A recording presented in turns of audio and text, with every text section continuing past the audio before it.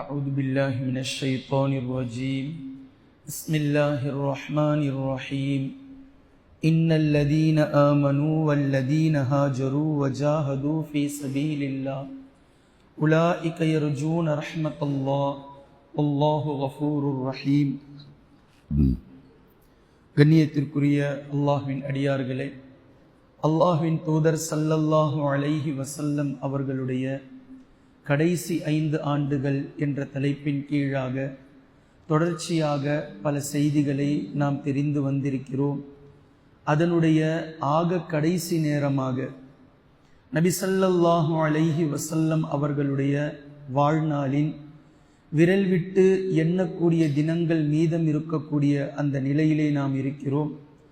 கண்ணியத்திற்குரிய அல்லாஹ்வின் அடியார்களே, நேற்றைய தினம் நபி ஸல்லல்லாஹு அலைஹி வஸல்லம் அவர்களுடைய அந்த கடைசி வாரத்தில் கிட்டத்தட்ட வியாழக்கிழமை அன்று நபி ஸல்லல்லாஹு அலைஹி வஸல்லம் அவர்கள் மக்ரிப் தொழுகையை தொழ வைத்தார்கள். அதுதான் நபி ஸல்லல்லாஹு அலைஹி வஸல்லம் அவர்கள் நின்றவர்களாக ஜமாத்தாக மக்களுக்கு தொழ வைத்த கடைசி தொழுகை அதுதான். அந்த தொழுகையில் சூரத்துல் முர்சலாத்தை அல்லாஹ்வின் தூதர் ஸல்லல்லாஹு அலைஹி வஸல்லம் அவர்கள் ஓதி தொழ வைத்தார்கள். பின்பு இஷாவுடைய நேரம் வந்தது. நபி ஸல்லல்லாஹு அலைஹி வஸல்லம் அவர்கள் வீட்டில் படுத்து கொண்டிருக்கிறார்கள். நபி அவர்களுடைய உடல் கொதியாய் கொதிக்கிறது. நபி ஸல்லல்லாஹு அலைஹி வஸல்லம் அவர்கள் அப்படியே கிடக்கிறார்கள். இஷாவுடைய வக்து வந்தது. ஆயிஷா ரலியல்லாஹு அன்ஹா அவர்களிடத்தில் கேட்கிறார்கள், மக்கள் தொழுது விட்டார்களா என்று கேட்கிறார்கள். இல்லை அல்லாஹ்வின் தூதரே, இன்னும் இல்லை, உங்களுக்காக காத்திருக்கிறார்கள், நீங்கள் வருவீர்கள் என்று எதிர்பார்த்து கொண்டிருக்கிறார்கள் மக்கள் என்று ஆயிஷா ரலியல்லாஹு அன்ஹா அவர்கள் கூறிய போது அல்லாஹ்வின் தூதர் ஸல்லல்லாஹு அலைஹி வஸல்லம் அவர்கள் கூறினார்கள், உங்களுடைய தந்தை அபூபக்கர் சித்தீக் ரலியல்லாஹு அன்ஹு அவர்களை நீங்கள் தொழ வைக்க சொல்லுங்கள் என்று கூறினார்கள். அப்போது ஆயிஷா ரலியல்லாஹு அன்ஹா அவர்கள், அல்லாஹ்வின் தூதரே, என் தந்தை சென்று தொழ வைத்தால் அதை மக்கள் துர்க்குறியாக கருதுவார்கள், அது தேவையில்லை என்று கூறினார்கள். மீண்டும் அல்லாஹ்வின் தூதர் ஸல்லல்லாஹு அலைஹி வஸல்லம் அவர்கள் கூறினார்கள், அபூபக்கர் அவர்களை தொழ வைக்க சொல்லுங்கள். ஆயிஷா ரலியல்லாஹு அன்ஹா அவர்கள் மீண்டும் மறுத்தார்கள். நபி அவர்கள் மீண்டும் கூறினார்கள். மீண்டும் ஆயிஷா ரலியல்லாஹு அன்ஹா அவர்கள் மறுத்தார்கள். இப்படியே 3-4 முறை இந்த பேச்சு தொடர்ந்ததற்கு பின்பும் நபி ஸல்லல்லாஹு அலைஹி வஸல்லம் அவர்கள் இதை மறுத்துவிட்டு அபூபக்கர் ரலியல்லாஹு அன்ஹு அவர்களை தொழ வைக்க சொல்லுங்கள் என்று சொல்லிய நேரத்தில் ஒரு வார்த்தையை சேர்த்து கூறினார்கள்.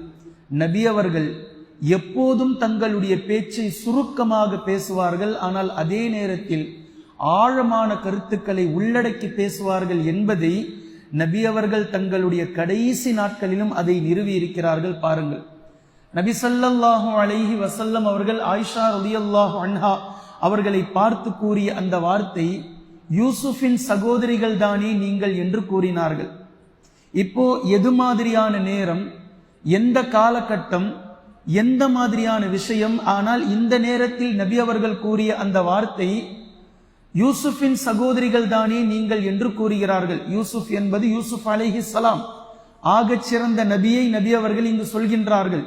யூசுப் அலைஹிஸ்ஸலாம் அவர்களுடைய சகோதரி தானே நீங்கள் என்று தன்னுடைய மனைவி ஆயிஷா ரலியல்லாஹு அன்ஹா அவர்களை பார்த்து இந்த நேரத்தில் இந்த இடத்தில் ஏன் கூறினார்கள் என்பதை உள்ளார்ந்து நாம் விளங்கிவிட்டுத்தான் அடுத்த இடத்திற்கு செல்ல வேண்டும். இப்படித்தான் குர்ஆனும் ஹதீஸும் பல இடங்களில் பலதரப்பட்ட செய்திகளை ஒரு வாக்கியத்தை கொண்டு அதற்குள்ளாக வைக்கக்கூடிய நுட்பமான கருத்துக்களை வைத்து பேசுகின்றது என்பதை நாம் புரிந்து கொள்ள முடியும்.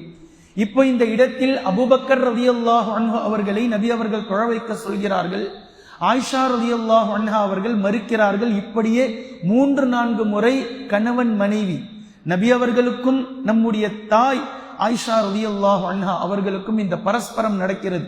இந்த நேரத்தில் நபி ஸல்லல்லாஹு அலைஹி வஸல்லம் அவர்கள் கோபமாக அபூபக்கர் ரலியல்லாஹு அன்ஹு அவர்களை கட்டன் டைட்டாக தொழ வைக்க சொல்லிவிட்டு, நீங்கள் யூசுஃபின் சகோதரிகள் தானே என்று கூறுகிறார்கள்.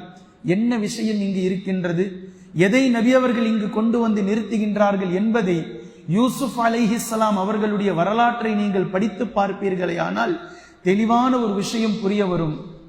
யூசுப் அலைஹிஸ்ஸலாம் அவர்கள் எந்த வீட்டில் வளர்கிறாரோ அந்த வீட்டினுடைய எஜமானி அம்மா யூசுப் அலைஹிஸ்ஸலாம் அவர்களின் மீது ஆசை கொள்கிறார்கள். இந்த வரலாறை, இந்த சம்பவத்தை எல்லோருமே படித்திருப்பீர்கள். யூசுப் அலைஹிஸ்ஸலாம் அவர்களை அறைக்குள் வைத்துக் கொண்டு யாரும் இல்லாத நேரத்தில் வகாலத் ஹைதலக், குர்ஆன் பேசுகின்றது, அவள் கூறினால் என்னிடத்தில் வா, என்னுடைய இச்சைக்கு இணங்கி வா என்று அவர்கள் கூறினார்கள். கால மஆதல்லாஹ் இன்னஹு ரப்பி அஹ்ஸன மத்வாய், அல்லாஹ்வை கொண்டு நான் பாதுகாவல் தேடுகிறேன், எனக்கு அடைக்கலம் கொடுத்த என்னுடைய எஜமானர் என்னை மிக்க கண்ணியத்தில் வைத்திருக்கிறார் என்று யூசுப் அலைஹிஸ்ஸலாம் அவர்கள் சொல்லி இந்த பாவத்திலிருந்து தப்பிப்பதற்காக கதவை முன்னோக்கி செல்கிறார்கள். அல்லாஹு தாலா அவர்களுடைய கதவுகளை திறந்து வைக்கின்றான். இப்ப இந்த வரலாற்றை எல்லோருமே படித்திருப்பீர்கள், எல்லோருமே புரிந்திருப்பீர்கள். பின்பு இந்த சம்பவம் காட்டு தீயை போன்று எகிப்தினுடைய இந்த வீட்டை, இந்த கட்டடத்தை சுற்றி எல்லா பகுதிகளுக்கும் பரவுகின்றது. அப்போது மக்கள் பேசலானார்கள், என்ன அந்த பொம்பளை அற்ப கிரயத்துக்கு வாங்கிட்டு வந்த யூசுப்ன்ற ஒருத்தர்கிட்ட போயா இப்படிப்பட்ட இவ்வளோ பெரிய ராணி இணங்கி இருப்பாள் என்று அதை கொச்சைப்படுத்தி பேசலானார்கள். அப்போது அந்த அம்மா ஒரு யுக்தியை கையாளுகிறார்கள். என்னுடைய இந்த ஆசை, என்னுடைய இந்த இனங்கள் சாதாரணமானதல்ல என்பதை பேசிய மக்களுக்கு புரிய வைக்க வேண்டும் என்று நினைத்தார்கள். அப்ப என்ன செஞ்சாங்க, ஒரு நாள் ஒட்டுமொத்த பெண்களுக்கும் விருந்து வைக்கிறார்கள், எல்லா பெண்களுக்கும். இப்போ இந்த விருந்தை ஏற்றுக்கொண்டு, ராணியினுடைய விருந்தாச்சே, ராஜ மரியாதையோடு விருந்திருக்கும் ஒட்டுமொத்த பெண்களும் அந்த விருந்துக்கு வந்து விட்டார்கள். விருந்துக்கு வந்து நல்லா சாப்பிட்டுட்டாங்க. சாப்பிட்டதற்கு பின்னால் அந்த ராணி எல்லோருடைய கையிலும் ஒரு ஆப்பிளையும் ஒரு கத்தியையும் கொடுத்தார்கள். கொடுத்து, நான் சொல்லும் போதுதான் நீங்கள் அறுத்து சாப்பிட வேண்டும் என்றும் கூறினார்கள். அதே போன்று ராணியினுடைய கட்டளைக்காக விருந்துக்கு வந்த எல்லோரும் வரிசையாக அமர்ந்து கொண்டு ஆப்பிளை வைத்துக் கொண்டு கத்தியை தயார் நிலையில் வைத்துக் கொண்டிருக்கக்கூடிய நேரத்தில் யூசுப் அலைஹிஸ்ஸலாம் அவர்களிடத்தில் அந்த அம்மா கூறினார்கள், நீங்கள் ஒரு ரேம்ப் வாக் பண்ணுங்க. இப்ப பண்றாங்கல்ல ரேம்ப் வாக், இதெல்லாம் 3000 வருடங்களுக்கு முன்னதாகவே குர்ஆன் பேசிவிட்ட விஷயம். இப்ப யூசுப் அலைஹிஸ்ஸலாம் அவர்களிடத்திலே கூறினார்கள் அந்த அம்மா, இந்த பெண்களுக்கு மத்தியில் இந்த பக்கமும் பெண்கள், இந்த பக்கமும் பெண்கள் வரிசையோடு அமர்ந்திருக்கிறார்கள், நீங்க ஒரு ரேம்ப் வாக் பண்ணுங்க, அது வரைக்கும் சென்று வாருங்கள் என்று கூறிய நேரத்தில் யூசுப் அலைஹிஸ்ஸலாம் அவர்கள் வெளியில் வந்தார்கள். யூசுப் அலைஹிஸ்ஸலாம் அவர்களுடைய அழகு சுப்ஹானல்லாஹ் சுப்ஹானல்லாஹ். அன்று வரை வெளி உலக மக்கள் பெரிதாக யூசுப் அலைஹிஸ்ஸலாம் அவர்களை பார்த்ததில்லை. அரண்மனைக்குள்ளாகவே வளர்ந்தவர்கள் யூசுப் அலைஹிஸ்ஸலாம். வாலிப பருவம், டீனேஜ், வாலிபம், இளைஞர், மகத்தான அழகு, மகத்தான அழகு. அந்த அழகை நாம் வர்ணிக்க முடியாது. இந்த அழகை அந்த பெண்கள் கூறினார்கள். இதை குர்ஆன் பேசுகின்றது. இப்போ நாம யாரையாவது அழகா இருக்கிறவரை பார்க்கிறோம், பார்த்த உடனே ரொம்ப பெருசா பேசக்கூடிய வார்த்தை ஸ்மார்ட்டா இருக்கிறாருல்ல, கரெக்டா இருக்கிறாருல்ல, இவ்வளவுதான். பார்த்து மெய்மறந்து நின்று அல்லாஹு அக்பர் சுப்ஹானல்லாஹ் என்ன ஒரு அழகு என்று யாரையாவது பார்த்து சொல்லக்கூடிய அளவுக்கு அழகு நம்ம பார்த்தோமா? இல்ல. ஆனா அந்த பெண்கள் கூறினார்கள், இப்போ யூசுப் அலைஹிஸ்ஸலாம் ரேம்ப் வாக்காக வராங்க. யூசுப் அலைஹிஸ்ஸலாம் அவர்களை பார்த்து மெய்மறந்து மெய்சிலிர்த்து தன்னுடைய நாடி நரம்புகள் எல்லாம் புடைக்க வகத்தஅன ஐதியஹுன்ன வகுல்ன ஹாஷ லில்லாஹி அக்பர்ன, அந்த பெண்கள் தங்களுடைய கையில் வைத்திருந்த ஆப்பிள் பழத்தை நறுக்குவதற்கு பகரமாக யூசுப் அலைஹிஸ்ஸலாம் அவர்களுடைய அழகில் மயங்கி தங்களுடைய கரங்களை வெட்டி கொண்டார்கள். தெரியல ஆப்பிளை வெட்டுறோமா கையை வெட்டுறோமான்னு தெரியல, கரங்களை வெட்டி கொண்டார்கள். ரத்தம் சொட்டுது, அது அவர்களுக்கு வேதனையா தெரியல. யூசுப் அலைஹிஸ்ஸலாம் அவர்களை பார்த்து சொன்னார்கள், அல்லாஹு அக்பர் என்ன ஒரு பேரழகு, ஹாஷலில்லாஹ் சுப்ஹானல்லாஹ் என்ன ஒரு அழகு, நிச்சயமாக இவர் மனிதர் அல்ல, இவர் ஒரு மலக்குன் கரீம், சங்கையான வானவர், இவர் நமக்கு முன்னால் நடந்து செல்கின்றார் என்று அந்த பெண்கள் பேசினார்கள்.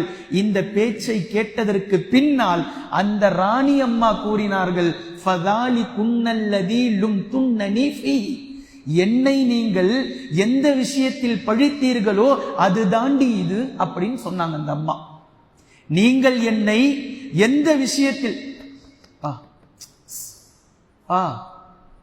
வெளியே கூப்பிட்டு போய் பேசு.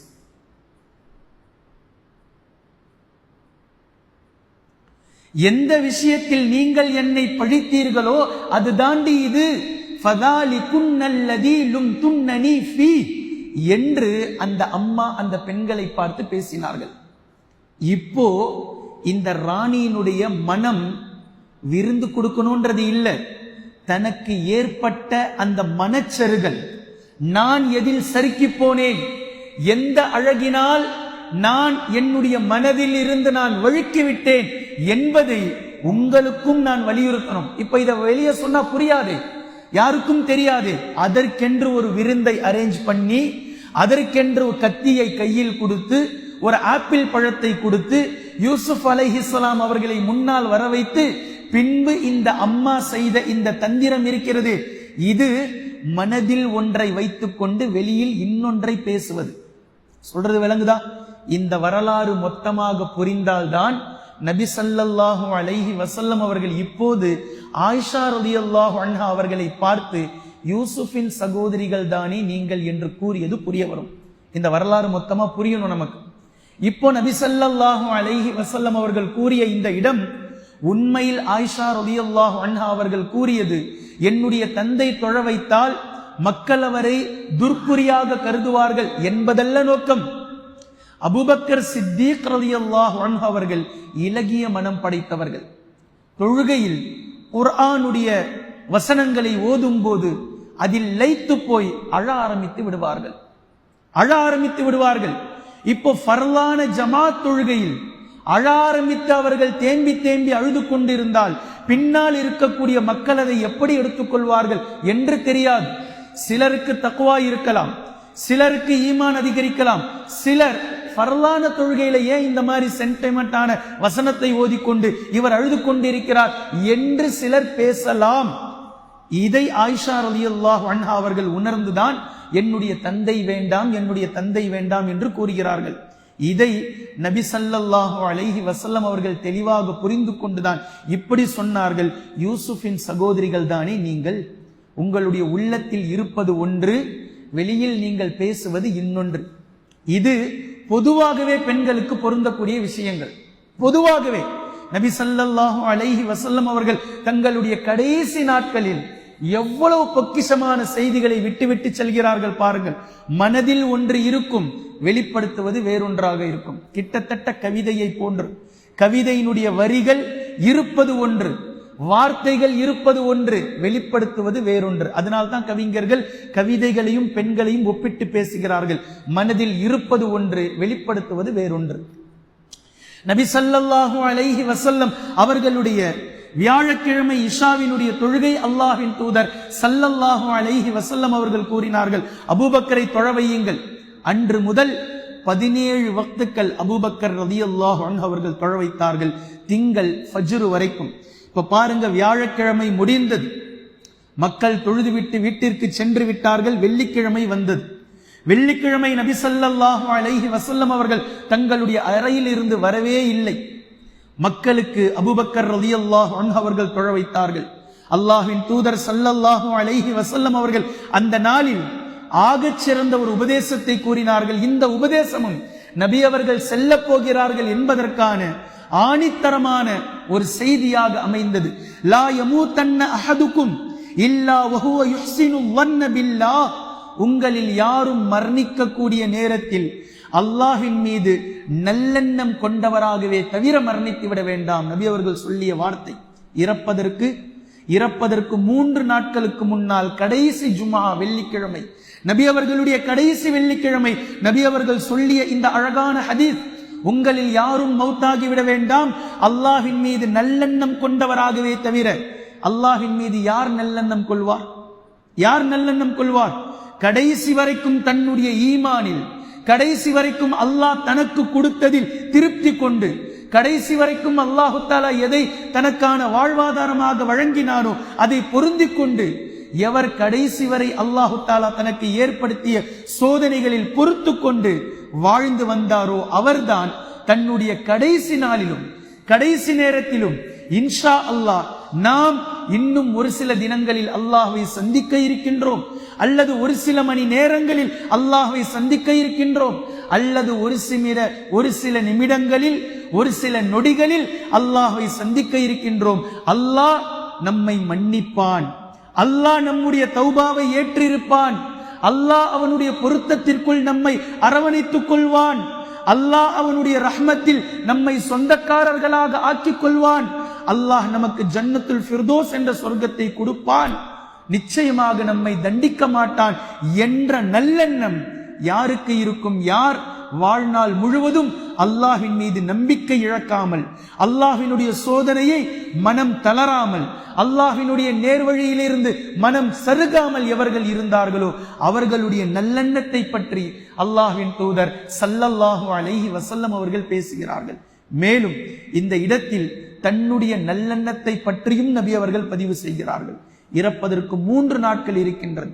நபி அவர்களுடைய வஃபாத்துடைய 3 நாட்களுக்கு முன்னால் நான் என்னுடைய ரப்பின் மீது நல்லெண்ணம் கொண்டிருக்கிறேன், எனக்கு ஏற்பட்டிருக்கக்கூடிய ஒட்டுமொத்த சோதனைகளையும் நான் பொருந்திக் கொண்டேன், என்னுடைய பொறுமையினுடைய உச்சத்தில் நான் இருக்கின்றேன், நான் எனக்கு எதிராக யாரெல்லாம் வாள் ஏந்தினார்களோ, எனக்கு எதிராக யாரெல்லாம் வாய் பேசினார்களோ, எனக்கு எதிராக யாரெல்லாம் திட்டம் தீட்டினார்களோ, சதி திட்டம் தீட்டினார்களோ, ஒட்டுமொத்த நபர்களையும் மன்னித்து நான் அல்லாஹ்வின் பக்கம் வந்துவிட்டேன், அல்லாஹ்வின் மீது நல்லெண்ணம் வைத்திருக்கின்றேன் என்ற அழகான இந்த செய்தியை நபி ஸல்லல்லாஹு அலைஹி வஸல்லம் அவர்கள் வெள்ளிக்கிழமை மக்களுக்கு கொடுத்தார்கள். பின்பு சனிக்கிழமை வந்தது. நபி ஸல்லல்லாஹு அலைஹி வஸல்லம் அவர்களுடைய முற்பகல் நேரம். அபூபக்கர் ரலியல்லாஹு அன்ஹு அவர்கள் லுஹருடைய வக்தை மக்களுக்கு தொழ வைத்துக் கொண்டிருக்கிறார்கள். நபி ஸல்லல்லாஹு அலைஹி வஸல்லம் அவர்களுடைய உடலில் கொஞ்சம் ஒரு மாதிரியான முன்னேற்றம் தாங்களாக தோழர்களுடைய துணைகளோடு அறையிலிருந்து திரையை நீக்கி நபி ஸல்லல்லாஹு அலைஹி வஸல்லம் அவர்கள் முஸல்லாவிற்கு அருகாமையில் வந்தார்கள். இதை பார்த்ததும் அபூபக்கர் சித்தீக் ரலியல்லாஹு அன்ஹு அவர்கள் அபூபக்கர் சித்தீக் ரலியல்லாஹு அன்ஹு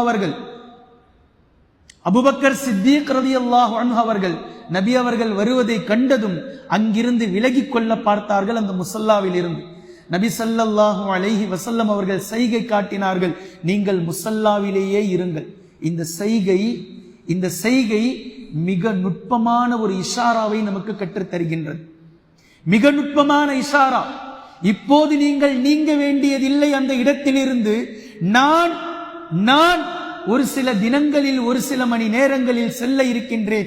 இனி நீங்கள் தான் இந்த சமூகத்திற்கு ஹலீஃபா என்பதை நபி ஸல்லல்லாஹு அலைஹி வஸல்லம் அவர்கள் தங்களுடைய இஷாராவாக முஸல்லாவை விட்டு நீங்கள் நீங்க வேண்டாம் என்று அபூபக்கர் ரலியல்லாஹு அன்ஹு அவர்களை செய்கையின் மூலமாக சொல்லிவிட்டு அபூபக்கர் ரலியல்லாஹு அன்ஹு அவர்களுக்கு பக்கத்தில் சென்று அமர்ந்தார்கள். நபி அவர்கள் தொழ வைக்க, நபி அவர்களை பின்பற்றி அபூபக்கர் ரலியல்லாஹு அன்ஹு அவர்கள் தொழுதும் தொழ வைக்கவும், அபூபக்கர் ரலியல்லாஹு அன்ஹு அவர்களை பின்பற்றி ஜமாத் தொழுதது. நபி ஸல்லல்லாஹு அலைஹி வஸல்லம் அவர்கள் அமர்ந்தவர்களாக தொழ வைத்தார்கள். இமாமை பின்பற்றி அபூபக்கர் ரலியல்லாஹு அன்ஹு அவர்களும் அமர்ந்தார்கள். அபூபக்கர் ரலியல்லாஹு அன்ஹு அவர்களை பின்பற்றி பள்ளிவாசல் ஒட்டுமொத்தமும் அமர்ந்து தொழுதது லுஹருடைய நேர தொழுகையை. பின்பு நபி ஸல்லல்லாஹு அலைஹி வஸல்லம் அவர்களுடைய சனிக்கிழமை இப்படி கழிந்ததற்கு பின்னால் ஞாயிற்றுக்கிழமை வந்தது. நபி ஸல்லல்லாஹு அலைஹி வஸல்லம் அவர்களுடைய திங்கட்கிழமைக்கு முன்னால் கடைசி நாள், நபி ஸல்லல்லாஹு அலைஹி வஸல்லம் அவர்களுடைய கடைசி நாள் ஞாயிற்றுக்கிழமை. இந்த ஞாயிற்றுக்கிழமை அல்லாஹ்வின் தூதர் ஸல்லல்லாஹு அலைஹி வஸல்லம் அவர்கள் 5 முக்கியமான விஷயங்களை மேற்கொண்டார்கள். மிக முக்கியமான 5 விஷயங்கள். தன்னிடத்தில் இருந்த எல்லா அடிமைகளையும் நபி அவர்கள் உரிமை விட்டார்கள். தான் வஃபாத் ஆவதற்கு ஒரு நாள் முன்பு எல்லா அடிமைகளையும் அல்லாஹ்வின் தூதர் ஸல்லல்லாஹு அலைஹி வஸல்லம் அவர்கள் உரிமை விட்டார்கள். இதன் மூலம் மகத்தான செய்தியை ஒட்டுமொத்த உலகத்திற்கும் சஹாபாக்களுக்கும் வைத்துவிட்டு சென்று விட்டார்கள். உங்களுடைய அடிமைகளை நீங்களும் உரிமை விட்டு விடுங்கள் என்ற செய்தியை. பின்பு நபி அவர்களிடத்தில் 6 அல்லது 7 தங்க காசுகள் இருந்தது. அதை நபி அவர்கள் சதகா செய்தார்கள். வஃபாத் ஆவதற்கு ஒரு நாள் முன்னால், தன்னுடைய வஃபாத் சதகாவில் இருக்க வேண்டும் என்பதை நபி ஸல்லல்லாஹு அலைஹி வஸல்லம் அவர்கள் மிக தெளிவாக தான் வைத்திருந்த 6 அல்லது 7 தங்க காசுகளை அன்றைய தினம் சதகா செய்தார்கள்.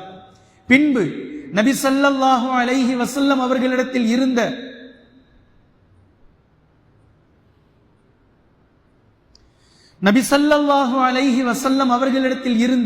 இரும்பு கவசத்தை இரும்பு ஆடையை சஹாபாக்களுக்கு அன்பளிப்பு செய்தார்கள். தங்க காசை சதகா செய்தார்கள். இரும்பு உடையை கவசத்தை அன்பளிப்பு செய்தார்கள். நல்லா விளங்கணும். அடிமைகளை உரிமை விட்டார்கள். தங்க காசுகளை சதகா செய்தார்கள். தங்களுடைய இரும்பு கவசத்தை அன்பளிப்பாக செய்தார்கள். பின்பு நபி ஸல்லல்லாஹு அலைஹி வஸல்லம் அவர்களுடைய அன்றைய தினம் அவர்களுடைய வீட்டில் எரிந்து கொண்டிருந்த விளக்குக்கு எண்ணெய் தீர்ந்து போனது. அல்லாஹ்வின் தூதர் ஸல்லல்லாஹு அலைஹி வஸல்லம் அவர்களுடைய வீட்டிற்கு வெளிச்சம் கொடுத்து கொண்டிருந்த அந்த விளக்குக்கு எண்ணெய் இல்லை. நபி அவர்கள் ஒரு பெண்ணிடத்திலே சொல்லி பக்கத்து வீட்டிலிருந்து தங்களுடைய விளக்கிற்கு எண்ணெய் வாங்கினார்கள். அல்லாஹ் கவனிங்க இந்த இடம்.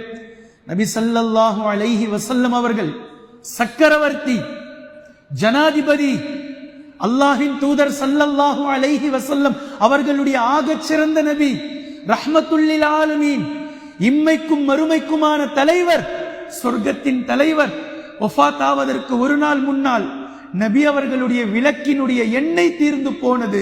நிரப்பிக் கொள்வதற்காக எண்ணெய் இல்லை.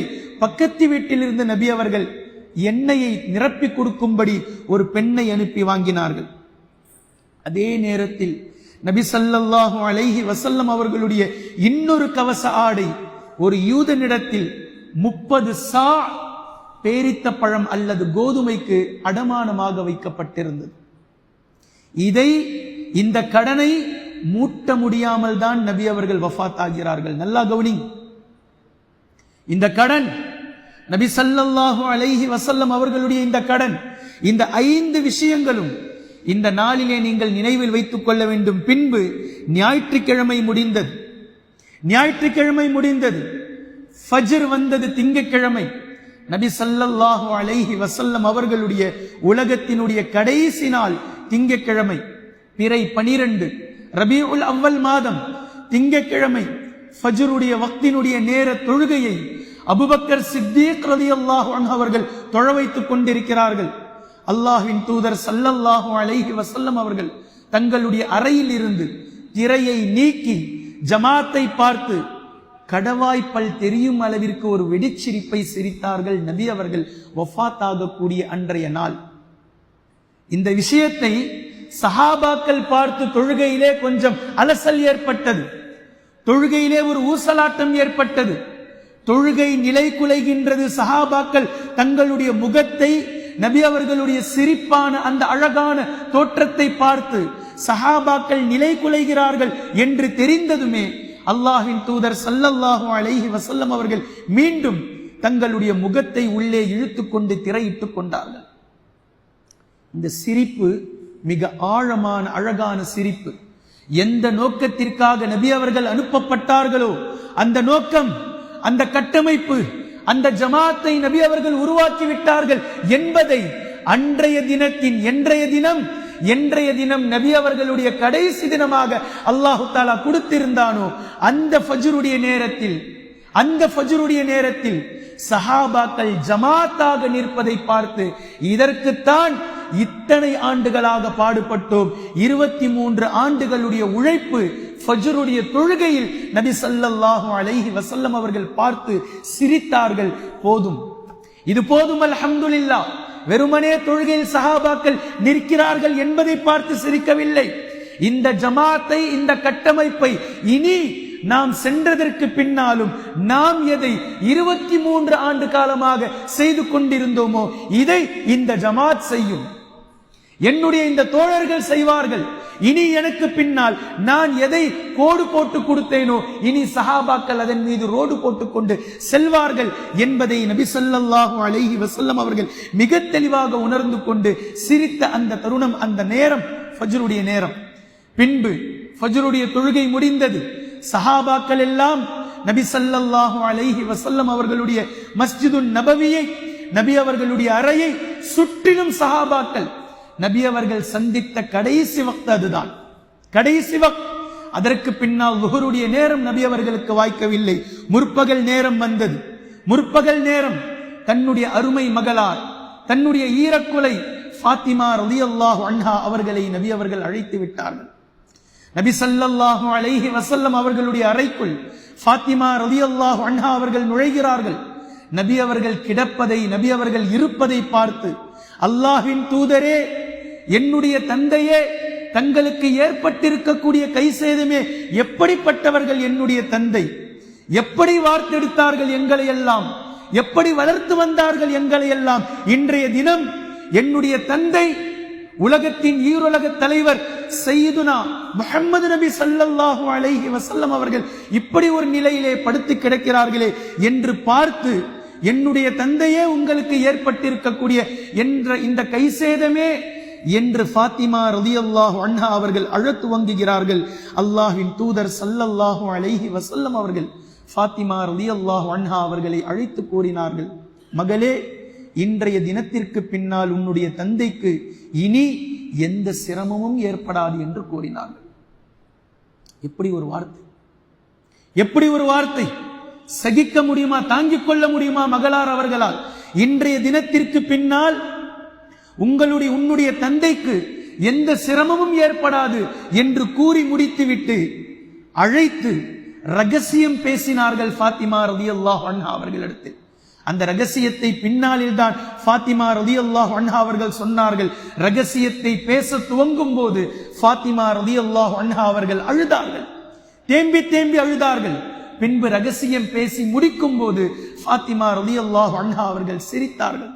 இதற்கான விளக்கத்தை பின்னாளில் கூறினார்கள். என் தந்தை என்னை அருகாமையில் அழைத்து, நபி அவர்கள் படுத்து கிடக்கிறார்கள், ஃபாத்திமா ரலியல்லாஹு அன்ஹா அவர்கள் நபி அவர்களுக்கு நெருக்கமாக தங்களுடைய காதுகளை நபி அவர்களுடைய உதட்டோரம் கொண்டு செல்கின்றார்கள். நபி ஸல்லல்லாஹு அலைஹி வஸல்லம் அவர்கள் கூறினார்கள், அருமை மகளே, இன்றைய தினம் உன்னுடைய தந்தை இறந்து விடுவார். அல்லாஹ்வினுடைய அழைப்பு வந்து விட்டது. இன்னும் சற்று நேரத்தில், இன்னும் கொஞ்சம் நேரத்தில் நான் இறந்து விடுவேன், வானவர்கள் காத்திருக்கிறார்கள். அல்லாஹ்வினுடைய அழைப்புக்கு உன்னுடைய தந்தை பதிலளித்து விட்டேன். இதை கேட்டு அழுதார்கள் ஃபாத்திமா ரலியல்லாஹு அன்ஹா. பின்பு அதனை தொடர்ந்து நபி ஸல்லல்லாஹு அலைஹி வஸல்லம் அவர்கள் கூறினார்கள், நம்முடைய குடும்பத்தில், அஹ்லே பைத்தில், என்னுடைய சொந்தத்தில், என்னுடைய இரத்த உறவில் என்னிடத்தில் என்னை சந்திப்பதற்காக முதலாவது வந்து சேர்வது நீதான் என்று கூறினார்கள். சின்ன வயசு ஃபாத்திமா ரலியல்லாஹு அன்ஹா அவர்களுக்கு, இளம் வயசு. ஆனால் ஃபாத்திமா ரலியல்லாஹு அன்ஹா அதை கேட்டு சிரித்தார்கள். அதைத்தான் 2 நாட்களுக்கு முன்னதாக நான் சொன்னேன். ஒரு முஃமினுடைய அச்சீவ்மெண்ட், அவனுடைய மரண தருவாயில் அவன் சிரிப்பான். ஃபாத்திமா ரலியல்லாஹு அன்ஹா அவர்கள் முஃமினத்தான மிக அழகான சாலிஹான பெண்மணி, சாலிஹத்தான பெண்மணி. அலி ரலியல்லாஹு அன்ஹு அவர்களுக்கு ஒரு காலும் மாறு செய்ததில்லை. கணவருடைய பொருத்தத்தை பெற்றவர்கள், தந்தையினுடைய திருப்தியை பெற்றவர்கள், எல்லாவற்றுக்கும் மேலாக அல்லாஹ்வினால் பொருந்திக் கொள்ளப்பட்டவர்கள் ஃபாத்திமா ரலியல்லாஹு அன்ஹா அவர்கள். நபி ஸல்லல்லாஹு அலைஹி வஸல்லம் அவர்கள் இந்த செய்தியை கூறுகின்றார்கள், நீதான் எனக்கு பின்னால் வந்து சேருவாய். இந்த செய்தி கேட்டதும் ஃபாத்திமா ரலியல்லாஹு அன்ஹா அவர்கள் சிரித்தார்கள். மேலும் இறந்ததற்கு பின்னால் ஃபாத்திமா ரலியல்லாஹு அன்ஹா அவர்களுடைய நிலையை பற்றி நபி அவர்கள் இப்படி சொன்னார்கள், நாளை மறுமையில் சொர்க்கத்தில் பெண்களின் தலைவி நீதான் என்றும் கூறினார்கள். சுப செய்தி. பின்பு தன்னுடைய அருமை பேர குழந்தைகள் ஹசன் ஹுசைன் ரலியல்லாஹு அன்ஹுமா அவர்களை அழைத்து அனுப்பினார்கள். நபி ஸல்லல்லாஹு அலைஹி வஸல்லம் அவர்கள் வஃபாத்தாக கூடிய நேரத்தில் இந்த பேர குழந்தைகள், நம்முடைய 5ஆம் ஹலீஃபா ஹசன் ரலியல்லாஹு அன்ஹு அவர்களுடைய வயதும், ஹுசைன் ரலியல்லாஹு அன்ஹு அவர்களுடைய வயதும் 6 வயது. 6 வயது சிறு பிள்ளைகள் அழைத்து நபி ஸல்லல்லாஹு அலைஹி வஸல்லம் அவர்கள் படுத்திருக்கும் நிலையிலேயே 2 பேர குழந்தைகளையும் தங்களுடைய உடலோடு அணைத்தவர்களாக கட்டி அணைத்து முத்தமிழை பொழிந்தார்கள். ஒரு பாட்டனார் செல்ல போகின்றார் பேர குழந்தைகளை. இது மாத்திரம் இல்லாமல் நபி ஸல்லல்லாஹு அலைஹி வஸல்லம் அவர்களுடைய முன்னறிவிப்புகள் பலதும் இருக்கின்றன. இவையெல்லாம் நபி ஸல்லல்லாஹு அலைஹி வஸல்லம் அவர்களுடைய கண்களில் ஓடுகின்றது. ஃபாத்திமா ரலியல்லாஹு அன்ஹா அவர்கள் எப்படி இறப்பார்கள், அலி ரலியல்லாஹு அன்ஹு அவர்கள் தன்னுடைய மருமகனார் எப்படி வஃபாத் ஆவார்கள், தன்னுடைய பேரப்பிள்ளைகள் அருமை பேரப்பிள்ளைகள் எப்படி இவர்கள் இருவர்களும் ஷஹீதாவார்கள் என்பதெல்லாம் நபி ஸல்லல்லாஹு அலைஹி வஸல்லம் அவர்களுக்கு முன்னறிவிப்பாக அல்லாஹ் தஆலா சொல்லி இருக்கின்றான். அன்றைய தினம், அன்றைய நாள் நபி ஸல்லல்லாஹு அலைஹி வஸல்லம் அவர்கள் படுத்துக்கொண்டே தங்களுடைய பேரப்பிள்ளைகளை வாரி அணைத்துக் கொண்டு முத்தமழை பொழிகின்றார்கள். யார் யாரால் இவர்கள் பழிவாங்கப்படுவார்கள், யார் யாருடைய சதி திட்டங்கள் இவர்களின் மீது அமல்படுத்தப்படும் என்பதையெல்லாம் நபி ஸல்லல்லாஹு அலைஹி வஸல்லம் அவர்கள் மிக தெளிவாக உணர்ந்து வைத்திருந்தார்கள். பின்பு நபி ஸல்லல்லாஹு அலைஹி வஸல்லம் அவர்கள் தங்களுடைய 9 மனைவிமார்களையும் அழைத்தார்கள். அறைக்குள்ளாக 9 மனைவிமார்களையும் அழைத்து உபதேசம் செய்தார்கள். அவர்களுக்கு சொல்ல வேண்டியது எல்லாம் சொன்னார்கள். நபி ஸல்லல்லாஹு அலைஹி வஸல்லம் அவர்களுடைய இந்த நிலையை பார்த்து மனைவிமார்கள் தேம்பி தேம்பி அழுது கொண்டிருக்கிறார்கள். யாருக்கு கிடைக்கும், எந்த பெண்மணிகளுக்கு கிடைக்கும் இந்த சிறப்பு? உம்மஹாத்துல் முஃமினீன், முஃமின்களுடைய தாய்மார்கள், இம்மையிலும் மறுமையிலும் இவர்கள்தான் நபி ஸல்லல்லாஹு அலைஹி வஸல்லம் அவர்களுடைய மனைவிமார்கள். இப்போது நபி அவர்கள் இன்று செல்ல போகிறார்கள். நபி அவர்கள் சென்றதற்கு பின்னால் தங்களுடைய நிலை எப்படி இருக்கும்? தனிமையில் கழிக்க வேண்டும். இனி எப்படி இருக்கும் என்பதை நினைத்தவர்கள் தேம்பி தேம்பி அழுகிறார்கள். அல்லாஹ்வின் தூதர் ஸல்லல்லாஹு அலைஹி வஸல்லம் அவர்களுடைய இந்த மரண தருவாய் சக்ராத் இப்போது துவங்குகின்றது. முற்பகல் நேரம் சக்ராத் துவங்குகின்றது. அல்லாஹ்வின் தூதர் ஸல்லல்லாஹு அலைஹி வஸல்லம் அவர்கள் கூறினார்கள், இன்னலில் மௌத்தி சக்ராத். நபி ஸல்லல்லாஹு அலைஹி வஸல்லம் அவர்களுக்கும் சக்ராத் இருந்தது. நபி அவர்களுக்கும் சக்ராத். பின்பு யார் தப்பிக்க முடியும் மௌத்துக்கு முன்னால் வரக்கூடிய சக்ராத்தில் இருந்து? நபி ஸல்லல்லாஹு அலைஹி வஸல்லம் அவர்கள் தங்களுடைய சக்ராத்தை கூறினார்கள், நான் ஹைபரிலே உண்ட விஷம் என்னுடைய பிடரி நரம்பை அறுத்து கொண்டிருக்கின்றது. அதனுடைய வேதனையை நான் உணர்கின்றேன். வலி அதிகமாகின்றது. உடல் காய்ச்சலால் கொதிக்கின்றது. தலைவலி, தலை வெடிப்பதை போன்று, தலை சிதறுவதை போன்று நபி ஸல்லல்லாஹு அலைஹி வஸல்லம் அவர்கள் உணர்கிறார்கள். இதற்கு இடையில் தங்களுடைய பிடரி நரம்பு துண்டாவதை போன்ற ஒரு வேதனையை நபி ஸல்லல்லாஹு அலைஹி வஸல்லம் அவர்கள் அனுபவித்துக் கொண்டிருக்கிறார்கள். நபி ஸல்லல்லாஹு அலைஹி வஸல்லம் அவர்களுடைய இந்த உஷ்ணம் தாங்க முடியாத அளவிற்கு நேரத்திற்கு நேரம், நிமிடத்திற்கு நிமிடம் அதிகமாகிக் கொண்டே இருக்கின்றது. ஒரு கருப்பு போர்வையை நபி ஸல்லல்லாஹு அலைஹி வஸல்லம் அவர்களுக்கு மேலாக போற்றப்பட்டது. நபி அவர்களுடைய கால் முதல் நபி அவர்களுடைய தலை வரைக்கும் போற்றப்பட்டது. நபி ஸல்லல்லாஹு அலைஹி வஸல்லம் அவர்கள் திடீரென்று வேதனை தாங்க முடியாமல், சிரமத்தை சகிக்க முடியாமல், சக்கராத்தினுடைய அந்த வேதனையில் தங்களுக்கு மேலாக போத்தப்பட்டிருக்கக்கூடிய அந்த போர்வையை தூக்கி எறிவார்கள். மீண்டும் சஹாபாக்கள் மனைவிமார்கள் கொண்டு வந்து போர்வையை போர்த்தி விடுவார்கள். மீண்டும் தூக்கி எறிவார்கள். மீண்டும் நபி அவர்களின் மீது கொண்டு வந்து போர்த்தி விடுவார்கள். நபி ஸல்லல்லாஹு அலைஹி வஸல்லம் அவர்கள் ஒரு கட்டத்தில் முகத்தின் மீது இருக்கக்கூடிய போர்வையை மட்டும் அகற்றி விடுவார்கள். மீண்டும் அதை போர்த்தி விடுவார்கள். மீண்டும் எடுத்து விடுவார்கள். இப்படியே நபி ஸல்லல்லாஹு அலைஹி வஸல்லம் அவர்கள் கிடைக்கிறார்கள். திடீரென்று நபி ஸல்லல்லாஹு அலைஹி வஸல்லம் அவர்கள் அந்த கருப்பு போர்வையை தங்களுடைய முகத்தின் மீது அகற்றிவிட்டு கூறினார்கள், லஅனல்லாஹுல் யஹூத வன் நஸாரா. யூதர்களையும் நஸ்ரானிகளையும் அல்லாஹ் தஆலா சபித்து விட்டான். அவர்கள் தங்களுடைய நபிமார்களுடைய அடக்க ஸ்தலங்களை வணக்க ஸ்தலங்களாக எடுத்துக்கொண்டார்கள். நீங்கள் அவ்வாறு செய்து விடாதீர்கள். எவ்வளவு பெரிய உபதேசம்! தான் இறக்க இருக்கின்றோம், தனக்காக ஒரு கபரை நீங்கள் எப்படியும் எழுப்பி விடுவீர்களோ என்று அஞ்சி, என்று பயந்து என்னை அடக்கம் செய்வதோடு விட்டு விடுங்கள். அது என்னுடைய கபர், என்னுடைய வணக்க ஸ்தலம் அல்ல, என்னை நீங்கள் வணங்குவதற்கான இடம் அல்ல, எல்லா கபர்களை போன்ற ஜியாரத் செய்வதற்கான இடம் என்பதை நபி ஸல்லல்லாஹு அலைஹி வஸல்லம் அவர்கள் இந்த இடத்தில் மிக தெளிவாக கூறுகின்றார்கள். பின்பு தொழுகையை நிலைநாட்டுங்கள், தொழுகையை நிலைநாட்டுங்கள். திரும்ப திரும்ப சொன்னார்கள், தொழுகையை நிலைநாட்டுங்கள். நபி ஸல்லல்லாஹு அலைஹி வஸல்லம் அவர்கள் வஃபாத் ஆவதற்கு சில நிமிடங்களுக்கு முன்னால் சொன்ன வார்த்தையும் இதுதான், தொழுகையை நிலைநாட்டுங்கள், தொழுகையை நிலைநாட்டுங்கள். அந்த தொழுகையைத்தான் பராமுகமாக இன்றைய சமூகம் விட்டுக் கொண்டிருக்கின்றது.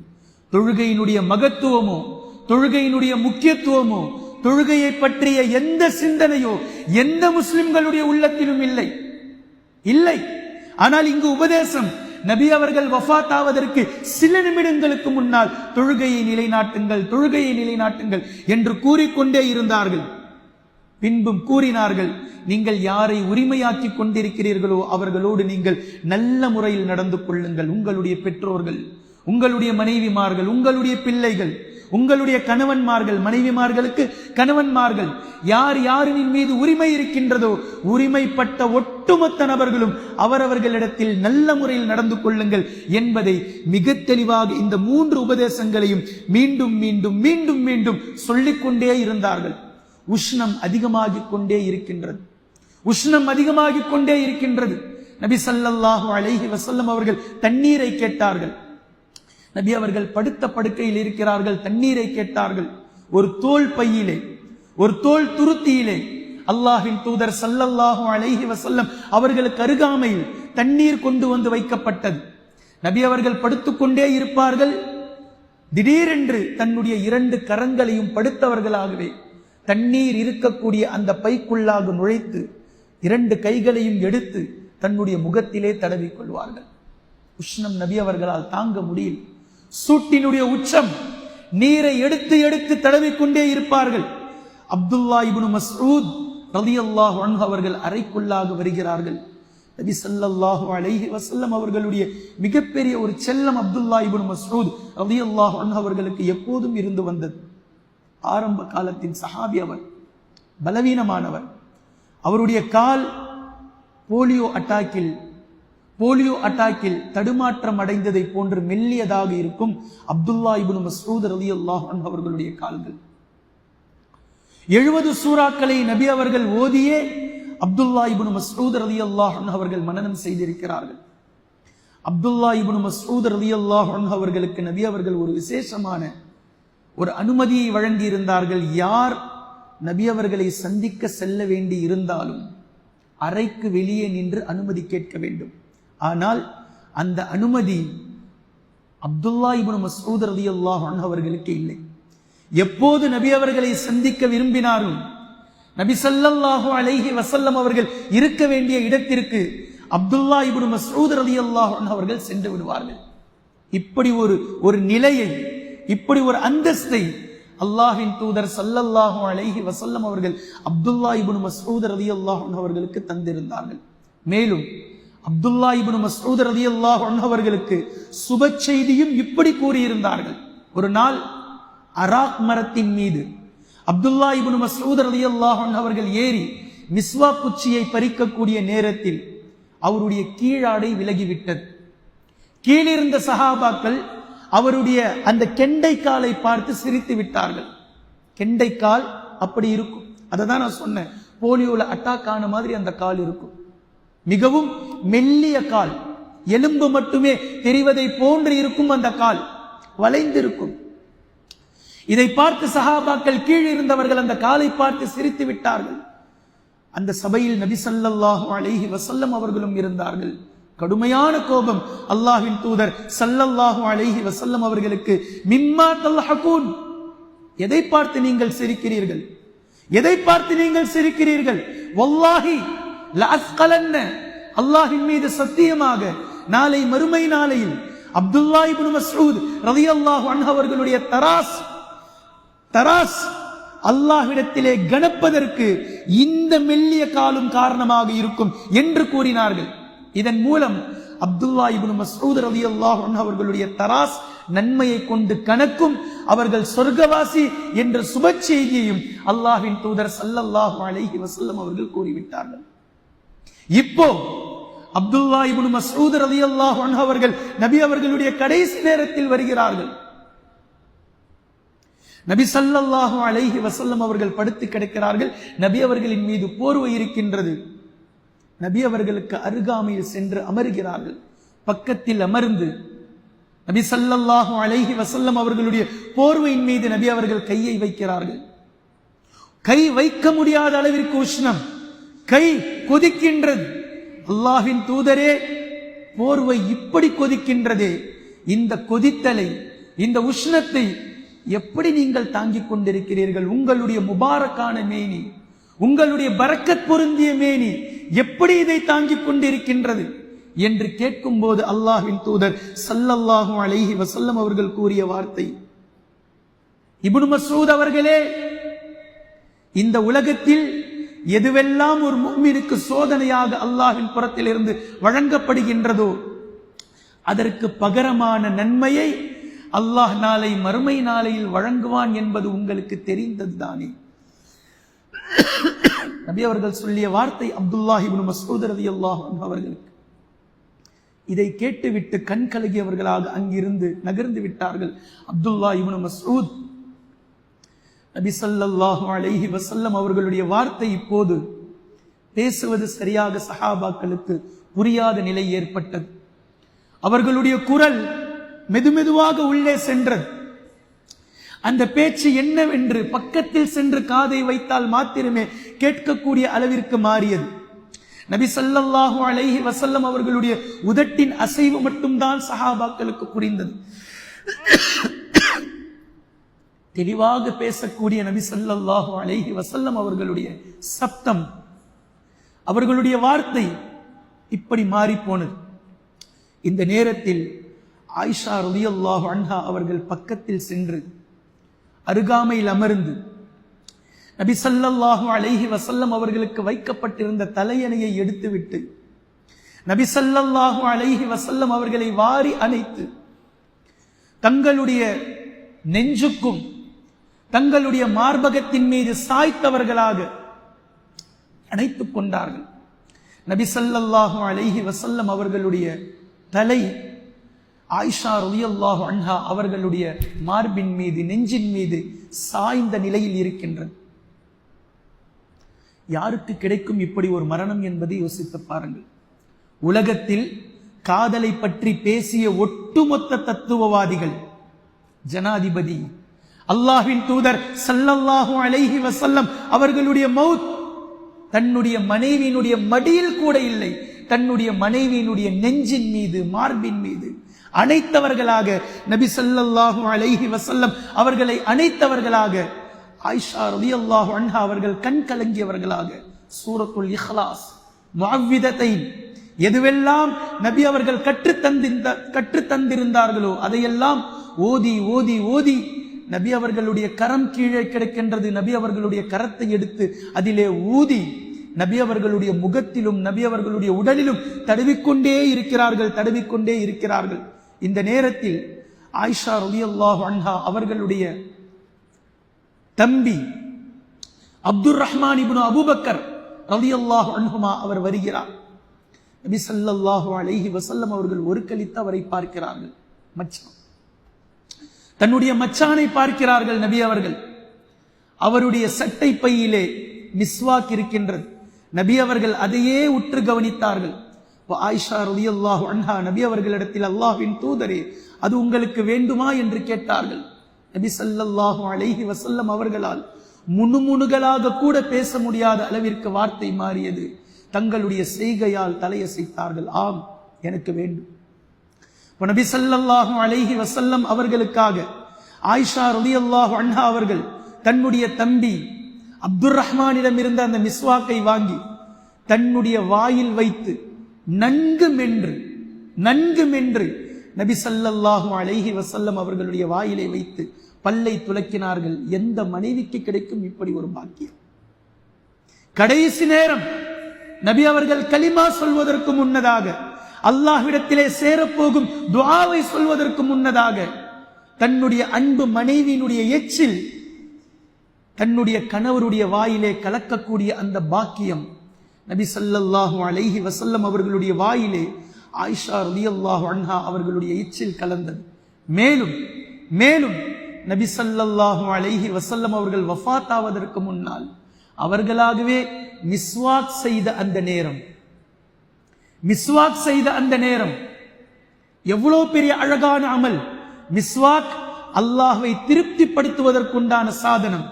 எப்படியெல்லாம் தன்னுடைய வஃபாத்துக்கு முன்னால் அல்லாஹ்வை திருப்திப்படுத்த முடியுமோ, மிஸ்வாக்கில் இருந்து ஜிஹாது வரைக்கும், கிதால் வரைக்கும் ஒட்டுமொத்தத்தை கொண்டும் அல்லாஹ்வின் தூதர் ஸல்லல்லாஹு அலைஹி வஸல்லம் அவர்கள் அல்லாஹ்வினுடைய பொருத்தத்தையும் திருப்தியையும் பெறுகிறார்கள். பாருங்கள்.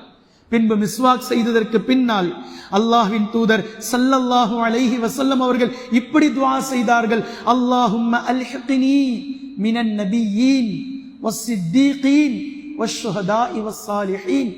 யா அல்லாஹ், நபிமார்களோடும் வாய்மையாளர்களோடும் சித்தீகீன்களோடும் ஷுஹதாக்களோடும் நல்லோர்களோடும் என்னை நீ சேர்த்து வைப்பாயாக. எப்படி ஒரு துஆ! எதை யூசுப் அலைஹிஸ்ஸலாம் அவர்கள் எப்படி கேட்டார்களோ அதே போன்று அல்லாஹ்வின் தூதர் ஸல்லல்லாஹு அலைஹி வஸல்லம் அவர்களும் கேட்கிறார்கள்.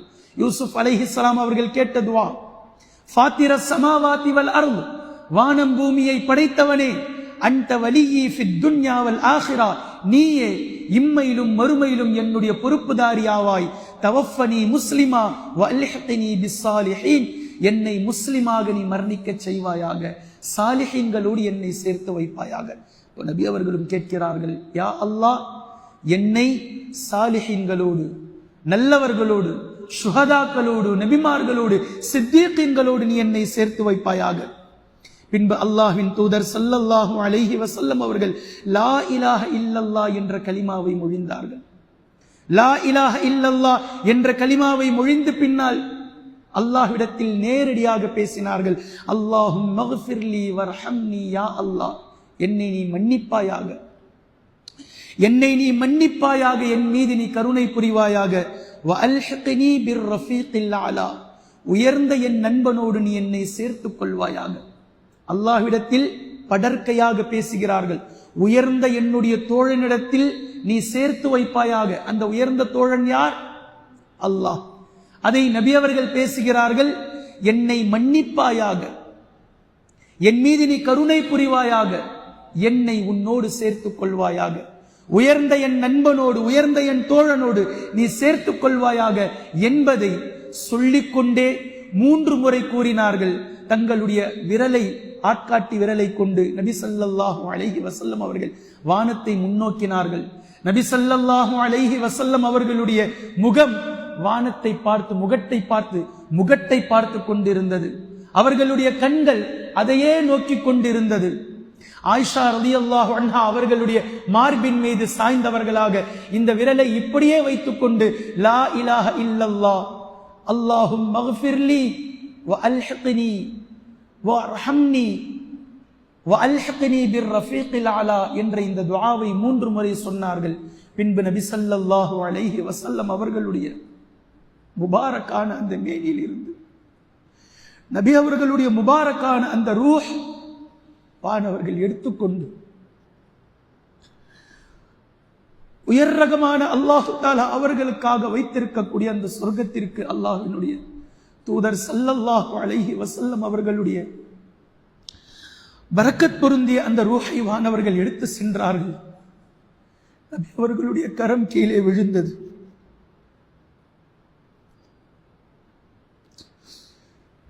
இந்த செய்தி சஹாபாக்களால் தாங்கிக் கொள்ளவே முடியவில்லை, ஏற்றுக்கொள்ளவும் முடியவில்லை. சஹாபாக்கள் தத்தளிக்கிறார்கள். சூரியன் இல்லாமல் உலகமே இருண்டு போனதை போன்ற சஹாபாக்களுக்கு ஆகிவிட்டது. மதீனா நகரமே இருண்டு விட்டது. நபி அவர்கள் 10 வருடங்களுக்கு முன்னால் வரும்போது அந்த ஜோதி, அந்த ஒளி இன்று இல்லை. நபி அவர்களுடைய உடல் மாத்திரம் இருக்கின்றது. போது நபி அவர்கள் நம்மிடத்தில் பேச மாட்டார்கள். நபி அவர்களுடைய கரம் நம்முடைய கரத்தின் மீது அவர்களாக வராது. நமக்கு உபதேசம் செய்ய மாட்டார்கள், நமக்கு கட்டளை பிறப்பிக்க மாட்டார்கள், நம்மை பார்க்க மாட்டார்கள், நமக்காக துஆ செய்ய மாட்டார்கள். ஒட்டுமொத்தமும் ரபீஉல் அவ்வல் பிறை 12 திங்கட்கிழமை முற்பகலோடு முடிந்து போனது. ஒருக்கு முன்னால் சஹாபாக்களால் இதை ஜீர்ணிக்க முடியாமல் தத்தளிக்கிறார்கள், ததும்புகிறார்கள். என்ன செய்வதென்று தெரியாமல் இன்னா லில்லாஹி வ இன்னா இலைஹி ராஜிஊன் என்ற ஒற்றை வார்த்தைக்கு பின்னால் சஹாபாக்களுடைய தொண்டைகள் அடைத்துக் கொண்டது. தொண்டை குழி அடைத்துக் கொண்டது சஹாபாக்களுக்கு. கவலைக்குள்ளாக கவலைக்கு மேல் கவலை. இப்படி ஒரு கவலையை சஹாபாக்கள் சந்தித்ததே இல்லை. இப்படி ஒரு தினத்தை, இப்படி ஒரு நாளை, இப்படி ஒரு நேரத்தை, இப்படி ஒரு நொடியை சஹாபாக்கள் கடந்ததே இல்லை. அன்று அழ ஆரம்பித்த பிலால் ரலியல்லாஹு அன்ஹு அவர்கள் 2.5 வருடங்கள் அழுது கொண்டே இருந்தார்கள்.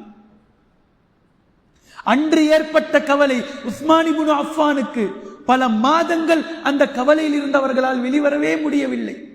சரியாக சாப்பிடவில்லை, சரியாக உறங்கவில்லை. நபி அவர்கள் நம்மை விட்டு சென்று விட்டார்களா? இப்படி கனவிலும் யோசித்து பார்த்ததில்லை சஹாபாக்கள். நபி ஸல்லல்லாஹு அலைஹி வஸல்லம் அவர்களுடைய வஃபாத்தை கற்பனை கூட செய்து பார்த்ததில்லை சஹாபாக்கள். ததும்பி ததும்பி தேம்பி தேம்பி ஒட்டுமொத்த நபர்களும் அழுது கொண்டிருக்கிறார்கள். அருகாமையில் ஃபாத்திமா ரலியல்லாஹு அன்ஹா அவர்கள் வந்து அமர்ந்து, அல்லாஹ்வின் தூதரே, என்னுடைய தந்தையே, என்னுடைய தந்தையே, எங்களை விட்டு நீங்கள் சென்று விட்டீர்களே, ஆனால் உங்களுடைய இடம் அல்லாஹ்விடத்தில் ஜன்னத்துல் ஃபிர்தௌஸ் தானே, உங்களுடைய இடம் அல்லாஹ்விடத்தில் ஜன்னத்துல் ஃபிர்தௌஸ் தானே என்று சொல்லிட்டு சொல்லக்கூடிய அடுத்த வார்த்தையை கவனியுங்கள். நீங்கள் வஃபாத் ஆகிவிட்ட செய்தியை ஜிப்ரீல் அலைஹிஸ்ஸலாம் அவர்களுக்கு நாங்கள் சொல்ல வேண்டுமே, எப்படி சொல்ல முடியும்? எங்களை விட நெருக்கமாக உங்களிடத்தில் ஜிப்ரீல் அலைஹிஸ்ஸலாம் அவர்கள் இருந்திருக்கிறார்கள். உங்களை கட்டி தழுவி இருக்கிறார்கள், ஆற தழுவி இருக்கிறார்கள், உங்களுக்கு ஆபரேஷன் செய்திருக்கிறார்கள், உங்களுடைய இதயத்தை கழுவி இருக்கிறார்கள். மிஅராஜினுடைய பயணத்தில் உங்களோடு அவர்கள் தான் இருந்தார்கள். ஒட்டுமொத்தமான போர்க்களங்களிலும் உங்களுக்கு பாதுகாப்பாக அவர்கள் இருந்தார்கள். உங்களுக்கு முன்னால் உங்களுடைய படை கிளம்புவதற்கு முன்னால் அவர்களுடைய படையை அவர்கள் எடுத்து செல்வார்கள். இப்போது ஜிப்ரீல் அலைஹிஸ்ஸலாம் அவர்களுக்கு உங்களுடைய மரண செய்தியை நாங்கள் சொல்ல வேண்டுமே என்று ஃபாத்திமா ரலியல்லாஹு அன்ஹா அவர்கள் கூறிய இந்த வார்த்தை உமர் ரலியல்லாஹு அன்ஹு அவர்கள் கூறினார்கள், யாராவது நபி ஸல்லல்லாஹு அலைஹி வஸல்லம் அவர்கள் மரணித்து விட்டார்கள் என்று நீங்கள் கூறுவீர்களே, ஆனால் அவர்களுடைய தலையை நான் துண்டாக்கி விடுவேன். ஏத்துக்கவே இல்லை. உமர் ரலியல்லாஹு அன்ஹு அவர்களால் ஏற்றுக்கொள்ளவே முடியவில்லை. அதற்கு உதாரணத்தையும் கூறினார்கள் உமர் ரலியல்லாஹு அன்ஹு அவர்கள். மூசா அலைஹிஸ்ஸலாம் அவர்கள் 40 நாட்கள் தூர் சீனா மலைக்கு சென்றிருந்த போது அவர்களை பின்பற்றி வந்த மக்கள் மூசா அலைஹிஸ்ஸலாம் அவர்கள் இறந்து விட்டார்கள், வஃபாத் ஆகி விட்டார்கள் என்றுதான் கூறலானார்கள். ஆனால் மூசா அலைஹிஸ்ஸலாம் அவர்கள் திரும்பி வந்தார்கள். அதே போன்று நபி ஸல்லல்லாஹு அலைஹி வஸல்லம் அவர்கள் இப்போது அல்லாஹ்வை சந்திக்க சென்றிருக்கிறார்கள்.